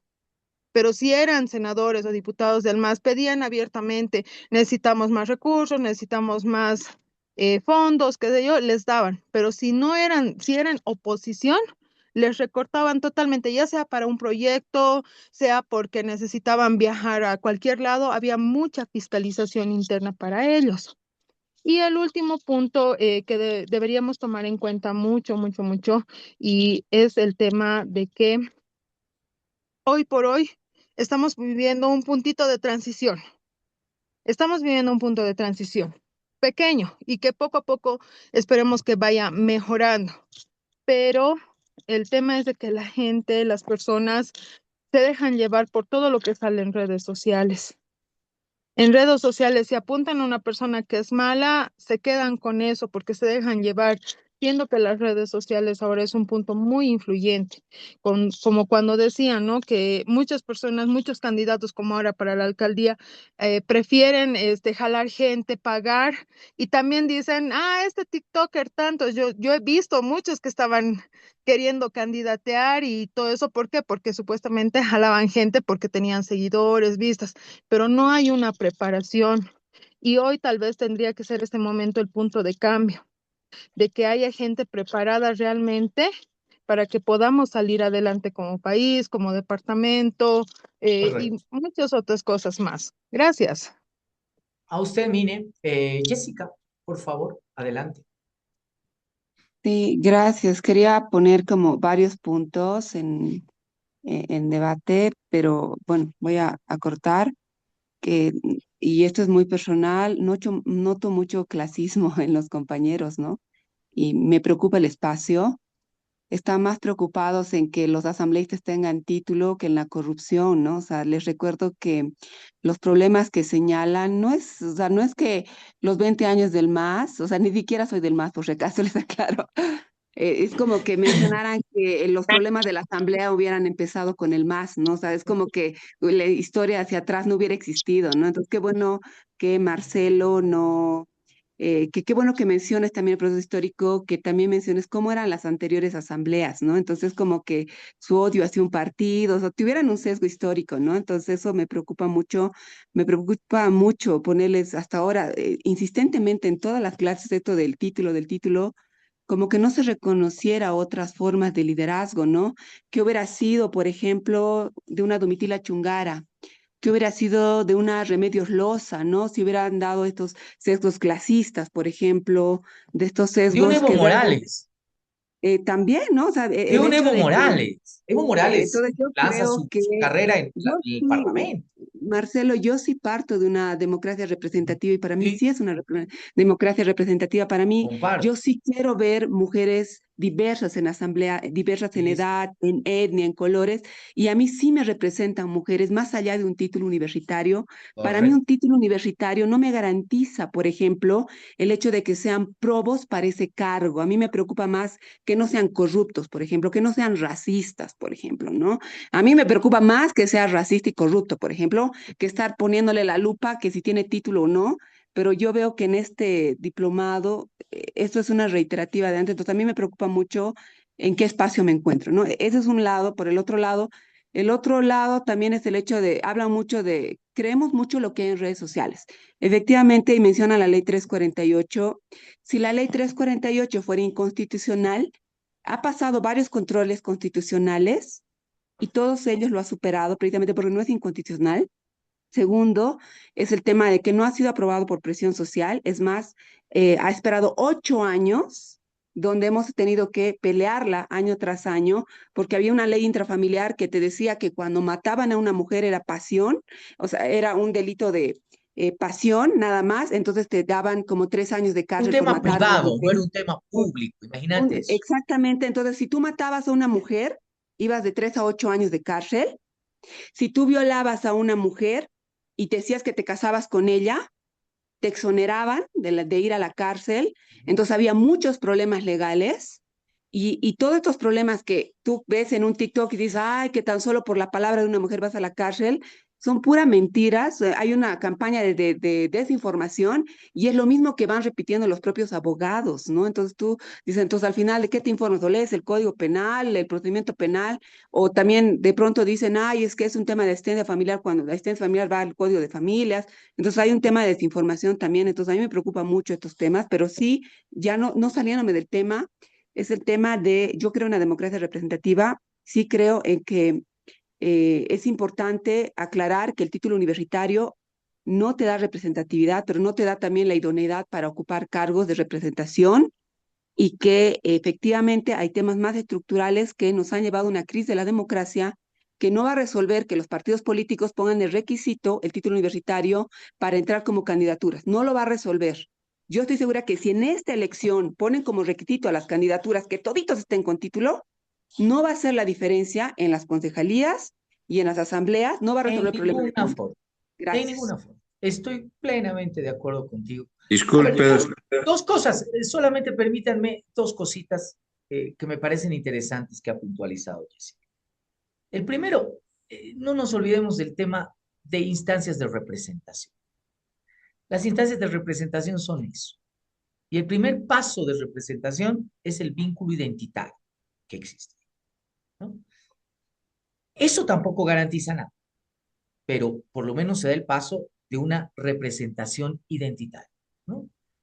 Yo les ponía el caso de esta señorita que probablemente sea considerada, está en todo su derecho, está en todo su derecho.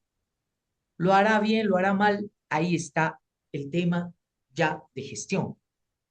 Y ahí probablemente lo que peque es la falta de formación política, de formación técnica en el ejercicio de la función. Esa es otra cosa. Pero en los ámbitos de representación, los parlamentos tienen que ser los reflejos de la sociedad. Tienen que haber mineros, tienen que haber profesionales, no profesionales, jóvenes, etcétera, etcétera, etcétera. Exacto. Segundo elemento, y aquí va una cuestión que Jessica hace mención. Nada te puede garantizar la idoneidad en el ámbito del desarrollo de gestión, excepto algo, los sistemas, la institucionalización. ¿Qué es el freno? El freno para el dirigente campesino, el freno para el doctor en ciencias, que pueden ser igualito de corruptos los dos. igualito de corruptos. O la mujer indígena o la mujer profesional, que igual pueden ser igual de corruptos. ¿Qué hay en el ámbito o qué debería funcionar en el ámbito de frenos? Diseños institucionales fuertes, que pongan límite a las personas, no importando cuál es el tema de origen. Existe ese mito, y yo lo comparto con Jessica, de que a veces los sectores profesionales son más puros. No, no, no. Igual, a ver, vean el Poder Judicial o vean la Administración de Justicia. Todos profesionales. Vaya, ¿no? Que es el nido más grande en el ámbito de también la corrupción. Pero por el otro lado, tampoco caigamos en el mito, como lo llamaban algunos europeos o antropólogos antiguos o sociólogos antiguos, en el mito del buen salvador, ¿no? Es decir, que la condición social o la condición de género atenúan o disminuye el riesgo de actos de corrupción o algo. No, es igualito. Es igualito. ¿No? Es igualito. Puede ser corrupto un doctor en ciencias, puede ser corrupto un dirigente. Puede ser corrupta una mujer, puede ser corrupto un hombre. Y ahí evidentemente tienen que funcionar los diseños institucionales. Y eso es en lo que no hemos trabajado. Al revés, los hemos desinstitucionalizado. Tiene que haber un freno. Y yo creo que el gran desafío, volviendo a la reflexión de Jessica, es eso. Estamos en un momento de, diría, transición que ojalá nos permita construir grados de institucionalidad. Tenemos a Miguel Ángel y a Luis Fernando. Y ahí, en ese orden. Rapidito, por favor. Y con eso Doctor, buenas finalizamos. noches. Buenas noches. Doctor, entrando al tema que se está tocando ahora, he escuchado y he tratado de quedar al último de los comentarios para escuchar todos los criterios que tienen los compañeros que son bastante nutridores en los conceptos que tienen, y es hermoso escuchar toda esa democracia que tenemos en aulas académicas y es excelente para mí. Pero algunas cosas que siempre nos queremos ah, sesgar, ¿verdad? Porque tenemos un tono político o tenemos un favoritismo de ser socialistas eh, o ser demócratas o ser liberales. Pero la guía que usted nos está dando es la correcta. Nosotros como abogados, nosotros como ya profesionales abogados, debemos apegarnos a la ley. Y apegarnos a la ley no solamente quiere decir a la letra muerta, sino a las instituciones que tienen dentro de sus elementos normativas, reglamentos, leyes, personas que nosotros debemos seguir. Porque si nos diéramos cuenta que los abogados y toda la ciudadanía se apegara a la ley, a la normativa vigente, no existiríamos los abogados, para empezar. ¿Por qué? Porque todos respetarían la ley y no habría ningún otro problema, ¿verdad? Entonces, en ese sentido, todos podemos tener una vocación de servicio, pero esa vocación de servicio no es suficiente para poder hacer prosperar a nuestro país, por hacer prosperar a nuestro departamento, sino debe ser acompañada con conocimiento. Ahora, si tienes la vocación de servicio y no tienes el conocimiento de la ley o de un título profesional como tanto estamos hablando, puedes aprender. No es malo no tener conocimientos. Lo malo es no tener el cariño de aprender, de salir de esa desinformación que tienes o de esa ignorancia que tienes de la ley y llegar a aprender.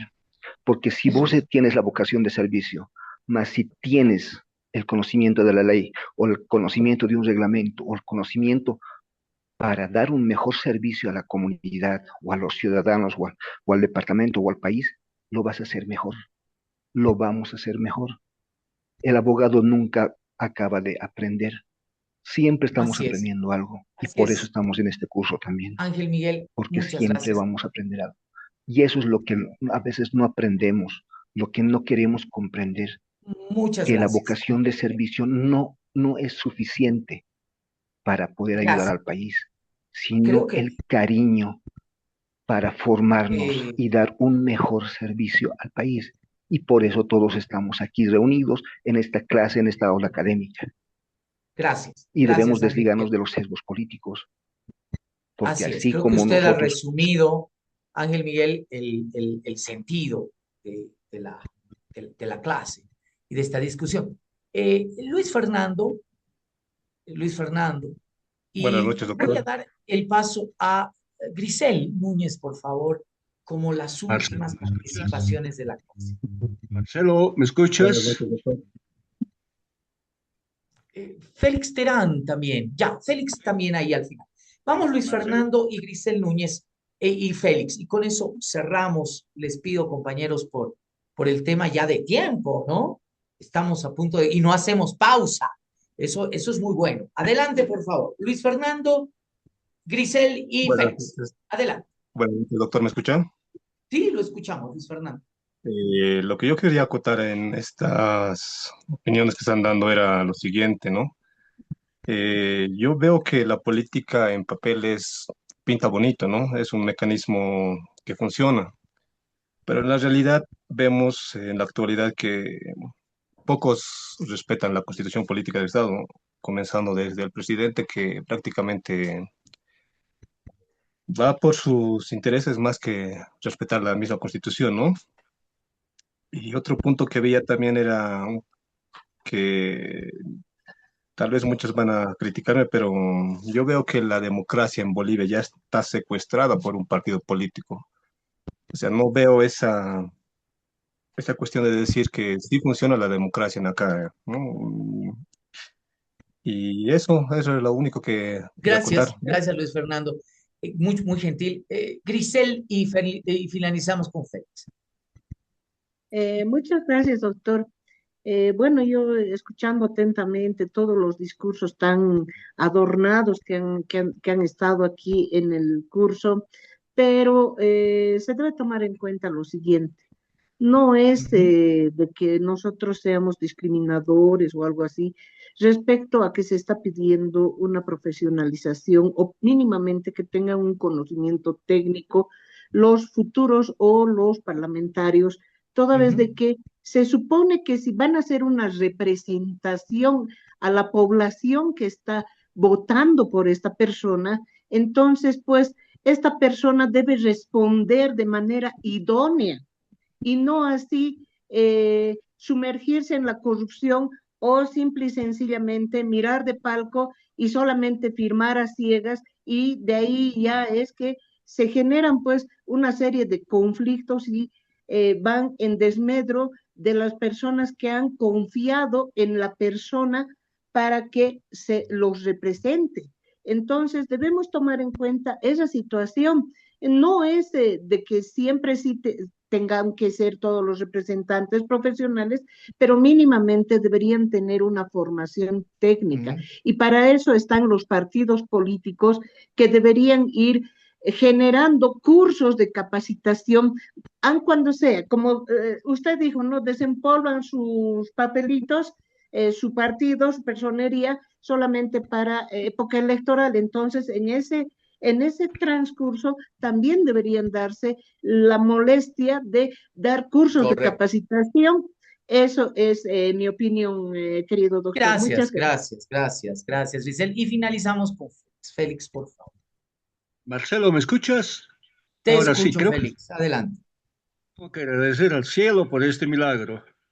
Te hablo de Cochabamba, Marcelo, ha sido mi docente en la Católica. Hola, Félix. Bueno, primero, respeto la opinión de los compañeros, pero el infierno está empedrado de buenas intenciones. Este curso que estamos llevando adelante me agrada porque existe una diversidad de ideas que es ese punto que debemos discutir y somos los primeros que estamos inscritos en este diplomado para hacer el cambio de esta estructura política que está imperando en el país. La política es una ciencia y está alimentada por la voluntad de los profesionales, de los hombres y mujeres como nosotros. Hemos pasado una diversidad de experiencias amargas desde el momento de que hemos recobrado la democracia. Hemos sido torturados, perseguidos, exiliados, pero ahora estamos aspirando ese sacrificio que antes dirigentes universitarios, dirigentes políticos ofrecieron su vida para que ahora estemos sentados hablando con toda libertad este concepto de la democracia. Evidentemente que hay una degradación en la formación de partidos políticos. Los partidos políticos no forman líderes.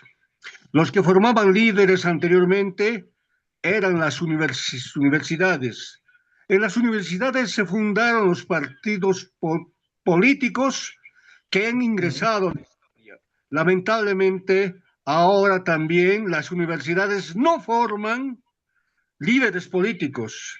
Son cómplices de lo que está pasando en este momento en este país.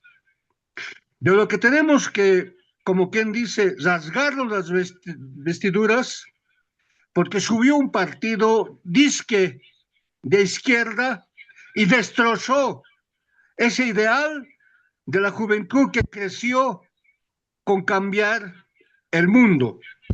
20 o 19 años del MAS corrompió todo. Bueno, yo me quedo ahí, Marcelo, porque tendría que Gracias, decir, Félix. primera vez que estoy participando en este momento, quiero agradecer al Altísimo por este milagro tecnológico que me ha dado esa milagro de compartir con los compañeros y un saludo desde Cochabamba. En Cochabamba Félix, esperamos la democracia. gracias. El que viene a Cochabamba puede comer el plato que quiera, porque Cochabamba es la cuna de la gastronomía. Así que Así cuando es. los compañeros, y tú también, Marcelo, ven, te vamos a invitar un plato bandera, Oye, gracias, que macho, gracias. o sea, el simpacho. Te Gracias. cuento que muy prontito, ni te imaginas, en unas horitas voy a estar por ahí, Félix. Gracias, un fuerte abrazo a todos ustedes. Se acabó el tiempo, qué rápido. Supongo que el tema de la fórmula de Hunt, que es el origen de la distribución de senadores y diputados, el origen de la aparición de concejales, el origen de la aparición de asambleístas departamentales ha quedado claro. Por eso no ha habido mayor pregunta al respecto, pero bueno, ahí está, redondeando el tema, que es muy válido, por supuesto que ustedes participen en el ámbito de reflexión de varios temas, pero creo que eso de alguna manera tiene que nutrirse también con estos elementos técnicos. Está claro, ¿verdad? Creo que lo de la fórmula es indiscutible. Ya saben entonces de dónde salen los diputados, de dónde salen los senadores. Compañeros, como siempre, les agradezco un montón el privilegio que me han dado de compartir estos minutos con ustedes. Nos vemos el día lunes, nos conectamos el día lunes, que tengan un buen feriado. Y los que están en Cochabamba que comen rico, ¿no? Ok, que les vaya muy bien. Buenas noches, doctor. Buenas noches. Buenas noches, doctor. Hasta luego. Adiós. Gracias, doctor. Hasta luego. Buenas noches, Vaya bien. doctor. Buenas noches. Adiós. Buenas, Gracias. buenas, gracias, un gusto. Adiós. ¿Cómo está, Lice Marcelo? Quería consultarle que, bueno, yo fui aceptado al diplomado un poco tarde Y bueno, Ujú. me dijeron que voy a tener un poco de tiempo para presentar lo del módulo uno. Entonces, yo estoy trabajando en ello, en el contenido que vi, pero también tengo el módulo 2. Sin embargo, me dijeron que por ahora me enfoque más en el módulo 2, ¿no? Que es hasta el 26, ¿no? Así Entonces, es, así es. si usted me podría indicar, por ejemplo, para que sea un buen trabajo, ¿no? Sí, sé que la inteligencia artificial lo usaron mis compañeros, Sí, pero no sí, sé sí, he en visto un qué mensaje ahí. Y yo le propongo lo siguiente, por favor, escríbame vía inbox. ¿Está bien? A mi WhatsApp. Y ahí podemos chatear y si tiene alguna duda, consulta, con el mayor agrado Perfecto, se la voy a responder. Estoy en el grupo muchas del gracias. WhatsApp de lo que... Ahí está con Marcelo, le busco, está su nombre. Muchas gracias. Marcelo Silva, sí, ahí está. Ok, que les vaya Doctor, muy buenas bien. noches. Buenas Doctor, noches, que les vaya bien. Doctor, y Sí, ¿qué sucede en ese caso? ¿Qué hago a esas personas, a esos funcionarios que no me han obedecido enviándome el PIE? nada, busco que los sancionen. Dependerá de la autoridad superior si los sanciona. Ya, No hay un gracias, elemento coercitivo o vinculante. gracias. Que les vaya muy Por bien. tal vez visión de informe.